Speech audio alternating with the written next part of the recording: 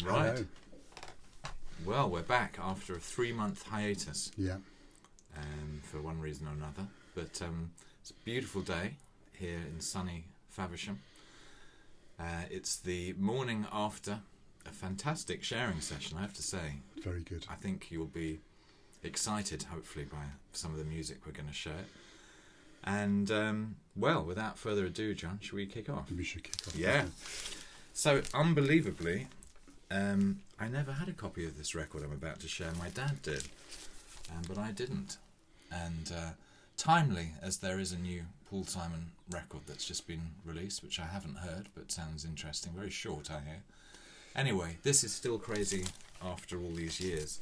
And something I'd never noticed was just the standard of the musicians playing on this is absolutely off the chain. We listened to the classic 50 Ways to Leave Your Lover with that beautiful Steve Gadd drum pattern with Tony Levin on the bass.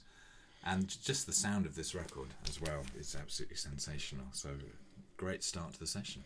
I've often thought I think something I'm sound tuned into that period of production. I think actually, there's also about 24 videos on YouTube about how to play the drum part as well. Then went for another. Well, it's a bit shiny, this one. Then went for one of the worst covers ever on a record, I think, actually.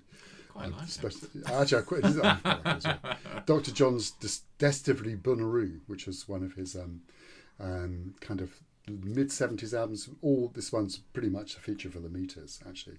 And it's a great sounding record, actually. But it's a couple of reviews of it have mentioned old reviews of it, how great it sounds as an album.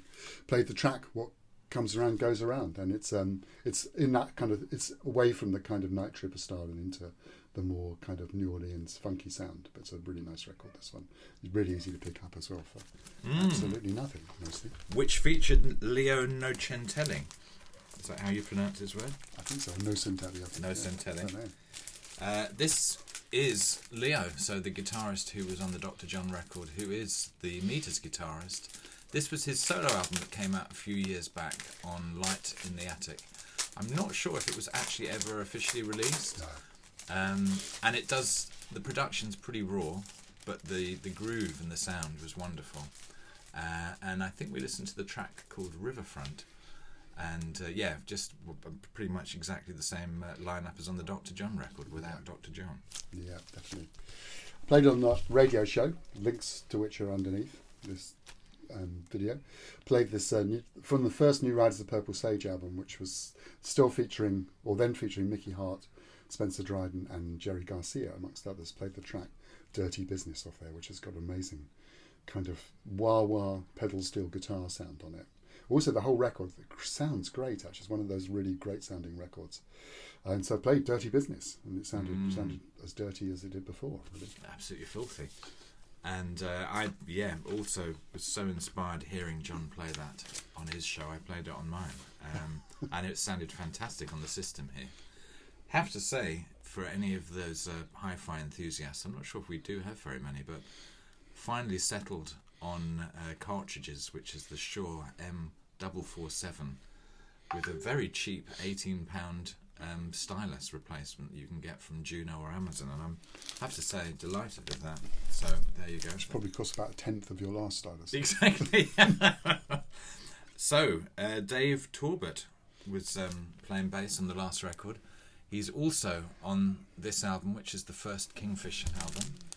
And I had the pleasure of seeing this band when I was a teenager at the Marquee Club, at the height of the punk and new wave scene, so very kind of unusual listing at the Marquee, but they were absolutely sensational. We listened to the track Hypnotise, and we were both commenting on how funky it sounds, particularly Bob Weir's rhythm playing. Really nice. And actually also made me really realise how influenced Man were by this kind of sound. Yeah, very much so. So keeping the Deadheads happy, the absolute classic American Beauty. But this, and I played the track off here, Broke Down Palace, which is always a great one. But just really to big up the actually bulk standard remaster that came out a few years ago, and I didn't buy it until recently. Unless it was basically going cheap, and I bought it. And it sounds absolutely amazing. It sounds kind of much better than the original. I played it back to back with an OG copy, and the new one sounds better, which is pretty rare, I have to say. And so it made a great sounding record sound even greater, really. Anyway, everyone knows this one. You should do it anyway. Well, talking of reissues that sound better than the original, this is my most recent purchase, which was Friday. And I had a terrible repress of this from 2006, which just was shameful, really. This is such a beautiful record. It's Dorothy Ashby, the Rubaiyat of Dorothy Ashby, out on Cadet, and this has just been reissued by Third Man. And I really, what a fantastic record! Sounds like a totally different record. So much more depth and richness. So yeah, if you don't have this, I really recommend. This is the version to pick up. It definitely is. I mean, I've got a not an absolutely original pressing, but the Cadet pressings were terrible. I mean, anyone who tells you they were great sounding, the original pressings were. I think there was some kind of real cheap vinyl thing going on at that time, actually, and they sounded awful. But that sounded beautiful, actually. This is keeping in a kind of that kind of 70s vibe. This is that's 60s, isn't it? Ashby. This is the Crusaders from their second album, which is obviously I made albums before as the Jazz Crusaders, but this I rarely gets talked about this album actually. But it's one of the two. There's two double albums. The other one's Southern Comfort, I think. Double. Played the track off this, which is Where There's a Will's a Way, and by this time Chuck Rainey had left the band and they'd gone to Wilton playing bass and also playing saxophone on it. It's a great album, this one. Every track's good, really, as they are on most Crusaders albums. It was grooving, and it put me in mind of this CD, which is a very rare CD, and I know that because I was handed it by one of the players, and it's virtually impossible to get anywhere. This is Jim Jam, so this is the band that was put together by Jim Mullen, Pino Palladino, Hamish Stewart, and Ian Thomas. And it's just, well, I saw Hamish was telling me they recorded it in a tiny little studio, all playing live together. Just some lovely grooves, and I got to see this band at a tiny pub that Hamish was running in Faversham a few years back, and got to sort of chat with Pino Palladino afterwards. Literally, they were playing to about 20 people, but just for the love of the music, and some great grooves, and again, very struck by what a great guitarist Jim Mullen is. So this is called Jim Jam. Sounded really good. So I played this record a couple of sessions ago, I think, but I played a different track off it. Played Man from Malise. This is the live album with Pino Palladino, Blake Mills, and also Sam Gandel, which was put out in Sheep's Clothing Records, which is in Los Angeles. And I think, as I said before, a friend of mine managed to just drive down the road and pick it up and send it to me. But if you're in the States particularly, it's really worth picking this up. It's actually still available on vinyl. Unfortunately, not so good if you're not in the States, because it never got proper distribution in the UK or in Europe. But yeah, it's great. A different version, slightly extended. Great sound, though. Really amazing kind of sound on the bass, particularly with this. And yeah, so it's just called ISC Hi-Fi Selects, and it's Pino, Blake, and Sam Gandel. Well, Sam Gandel makes a number of appearances tonight. Yeah. He's on this album, and I've shown this before, but I saw Lewis Cole and his big band in London just a week ago at the Troxy in Commercial Road in East London, and it was an absolute knockout gig. I was so excited to see such a fantastic and fresh lineup. I think he's an absolute genius. This is pretty much all Lewis Cole with just a few special guests like Sam Gandel and Kurt Rosenwinkel and Genevieve Artadi, and we listened to the most sort of up-tempo crazy track, which was called Failing in a Cool Way. Wonderful. Yeah, just if you do, well, especially if you're in the States, I highly recommend that you check Lewis Cole out. Just amazing musicianship, and such a kind of original and unique perspective on everything, and just so rare these days. Yeah. Just really saying as well, the whole Los Angeles scene seems to be really interesting. Just a lot of musicians who are great players, but also have a massive kind of range of influences coming into their work. I mean, you're talking about, think about All Together, anything from kind of bluegrass to Mahler coming into things, which is think of how my brain works. So I'm really enjoying it really as well. Quite a few recent interviews with Sam Gendel on YouTube, and one of which he talks about his favourite drummer, who's Jack DeJohnette, and this is from his the first of the special edition albums on ECM. Great quartet with Arthur Blythe on saxophones and David Murray on saxophones, Peter Warren, expatriate American on bass, and Jack on drums, and played the track off this called One for Eric, which is obviously for Eric Dolphy as well. Really nice album, this one as well. In fact, all the 3 or 4 albums of special edition are really good as well, and they were put out as a box set, I think, not so long ago. But yeah. Well, as ever, since the last video, a whole bunch of great artists have left the building. The most recent of which is Bill Lee, the bass player, who features, and some of his compositions are also featured on this track, which was reissued by Pure Pleasure, I think. It's The Descendants of Mike and Phoebe, A Spirit Speaks. Again, great sounding. We listened to my favourite version of Coltrane. Yeah. There's another version on the Clifford Jordan Glass Bead Game, but this one, I mean, they're both great, but this one doesn't have the vocals on it. Yeah. It's Bill's on the Clifford Jordan as well. It is, yeah. Definitely. Of course, Spike's dad. Yeah. I'm sure you all know that. So, keeping with Bill Lee, went for this album, which is actually under Richard Davis's name, another bass player, obviously a great bass player. But all the tracks bar one are written by Bill, who also plays on it as well. So you've got Bill playing the pizzicato bass, and basically you've got Richard Davis playing arco through most of the album. And it's quite it's not really at all a standard jazz album at all. Really interesting composition. And played the track off this called Juan Valdez, which is kind of a Spanish kind of influence kind of thing. The rest of the band is Chick Corea on piano, Sam Brown on guitar, Sonny Brown on drums, and Frankie Dunlop on percussion. So, and this came out on Cobblestone Records, but I think it's been reissued on other labels as well. So Richard Davis, The Philosophy of the Spiritual. Yeah, a couple of people who've passed recently really, really affected me. You never quite know how you're going to be hit, but actually hearing Joe Shaka had died was just such a shock, because he seemed sort of really in full flight, booked to play loads of festivals and, getting a lot of recognition. Anyway, I think he died of a heart attack, from what I understand. He was only in his early 70s.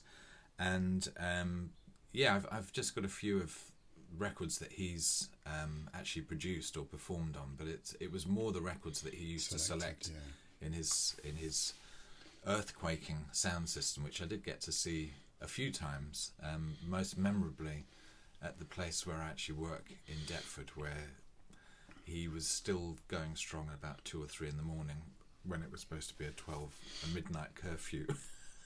There's no way he was going to stop. Anyway, this record brings together both a track that he used to play, but also the connection with the Basic channel, which regular listeners will know John and I are very excited about. This is actually on the Basic Replay label, so this is a Basic channel offshoot that represses original reggae tracks. This is Ijaman Levi, and Shaka was known for playing the track Moulding, but also this one, which is called I Am a Levi, and has the most arresting kind of synth siren thing. I had to give John a trigger warning that it was coming. I mean, Shaka was famous for he didn't mix. He only had one deck, but if he liked a record, he'd just play it 4 or 5 times in a row. Actually, it was just absolutely classic, on one deck basically, and just chat in between, basically, not just kind of. Anyway, so not connected with that particular tool. Played a track from with Keith Carlock on, who's again noted by Lewis Cole as being one of his favourite drummers. Keith Carlock was famous now for being with Steely Dan for quite a long time. This is from the album with Wayne Krantz on guitar, Tim Lefebvre on bass, and Keith Carlock on drums. And the track's called Jeff Beck, which goes back to our last session when we were playing. It doesn't sound anything like Jeff Beck, has to be said, actually, but paying tribute to him. And this is a really nice record that came out on Abstract Logics. And they've got 3 or 4. I mean, this band is a band to see live. I mean, they play less and less now because Tim Lefebvre's moved to the West Coast, but they're a fantastic live band, actually. Didn't see their London gig, but people were leaving in a state of shock after it. Well, a bit like a 1980s version of that band Very is much this band. This is the Steve Kahn album called Blades. This is the live, recorded in Japan version of the band that featured Anthony Jackson on the bass, Steve Jordan, who's now with the Stones, on drums, and Manolo Badrena making his first appearance of the session on percussion and special effects. And we listened to the title track Blades, and it was Sounded incredible. absolutely incredible. Just there was a moment where the kind of musical telepathy between the band was just quite something else. So if you don't know, these are cheap, these albums, aren't they? Yeah. The Steve Kahn albums, very underrated. And of course, Anthony Jackson, one of the greatest bass players ever to walk the earth. I have to say, I kind of, for some reason, I usually listen to drumming on that track when I play it, but I actually locked into the bass line on that right from the beginning. And it's just an amazing piece of work, actually. Yeah. I mean, it sounds like almost like it was kind of written, which it probably was, actually, knowing Anthony. So something that brings in two people we've already heard from, which is Pino Palladino and Steve Jordan just now as well. This is an album from Betty Levette, which I didn't know anything about at all until I listened to a podcast called Is It Rolling, Bob, which is about Bob Dylan, and she was the guest. And this is her covering a whole range of kind of more obscure Bob Dylan tunes, none of which she knew. In fact, she, on the interview, she said she only knew Blowing in the Wind. That was the only Bob Dylan song but she's the most amazing cover artist. She just makes every song her own. And I think in a matter of days, she turned this round and made it into a fantastic record, actually. And I think there's some of the best interpretations I've ever heard of Bob Dylan tunes, and he loves them as well. And it's a great band. Pino on bass, Keith Richards is on the album, not on the track I played actually, and obviously Steve Jordan on drums, and Trombone Shorty plays trombone on a couple of tracks as well. Fantastic sound. And I played What Was It You Wanted, which is, you can hear actually in the last episode of my show as well, but it's a really great album. That's actually been playing this a lot. And you'll be hearing that on my new show. It's a wonderful tune. This is a classic Nozell Brothers, Johnny Hammond's Gears, and we listened to a track that I very rarely listen to, and on listening to it realised that it's completely sort of taken wholesale by Erykah Badu on one of her tunes.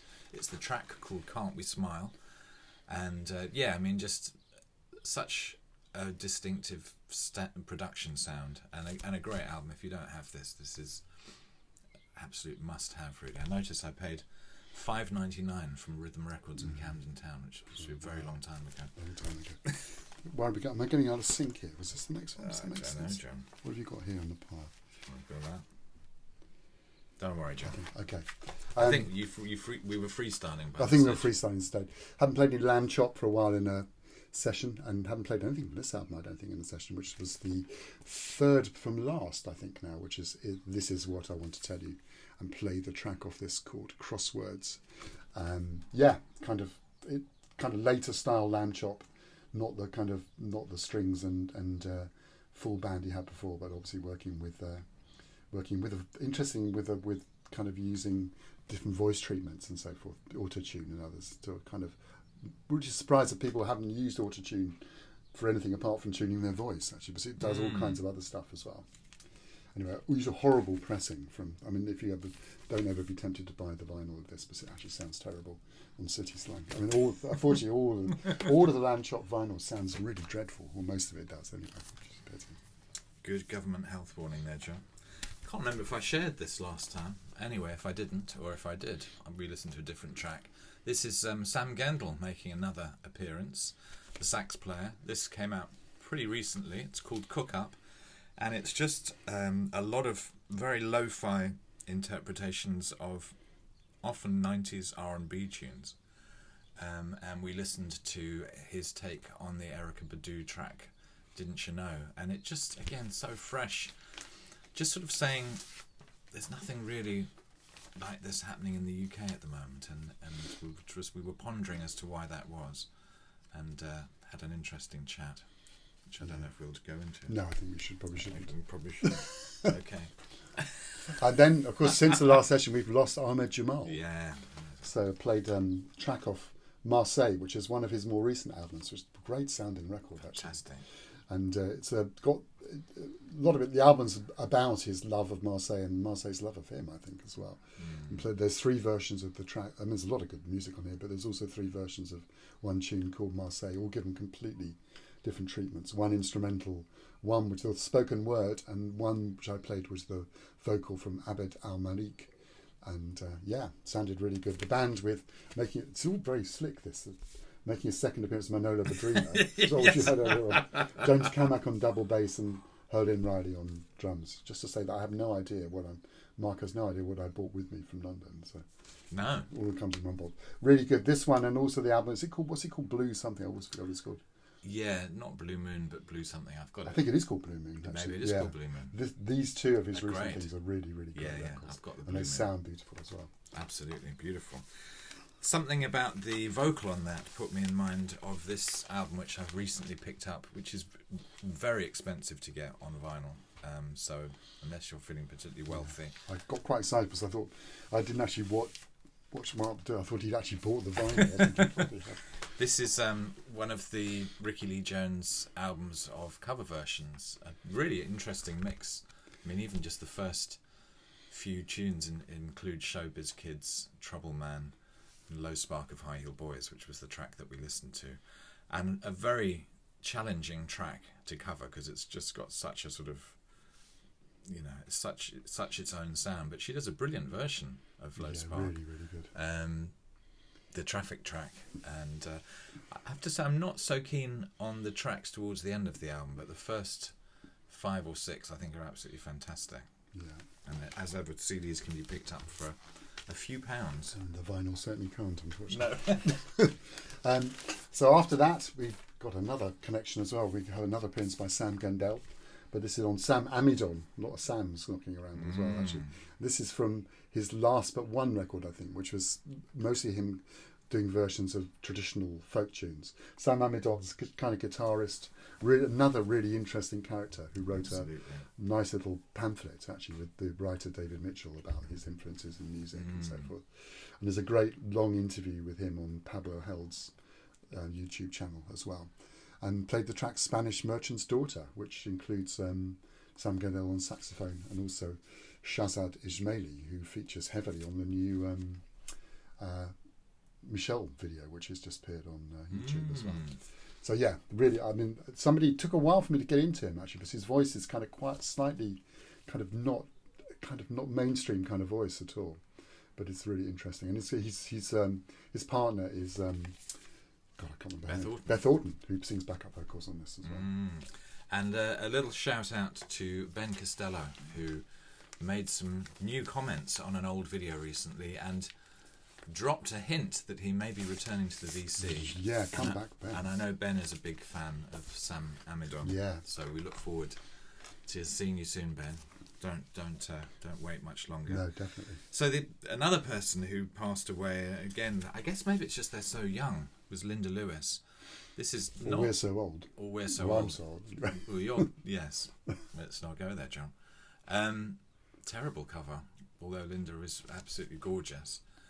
This is a later album, which one side has got productions from Alan Toussaint, but we actually listened to the side that had the productions by Jim Cregan, and a beautiful cover of the family track called My Friend the Sun, and just such an original artist and so underrated. But I mean, really dig back to any of those 70s albums and there's some treasure there. There really is, and so a lot of variety, and also great sounding records as well. Yeah. Something which didn't sound as well as it should have done, actually, but is still a Yes. great record. rather battered copy of Laura Nero's Christmas in the Beads of Sweat, which is and played her track, which is called, I can't remember what it's called actually, Map of the Treasure, which is effectively her solo piano, incredibly intense song. Very intense. Great piano playing as well, with Alice Coltrane on harp in the background, and other tracks feature Alice Coltrane on this side, also Chuck Rainey, and the other side is side one of the record is produced by the Muscle Shoals team. I think she's a really amazing artist, actually, Laura Nero, and maybe doesn't get all the props she deserves, I don't think. Anyway, Laura Nero. I think Crosby had passed last time we made a video. if you hadn't, we all know that he has also gone recently. This was an album, one of his cluster of albums that suddenly got produced towards the end of his life. This is one of the ones he did in collaboration with Michael League from Snarky Puppy. Becca Stevens. And Becca Stevens. And we listened to a track called The Us Below. Mm.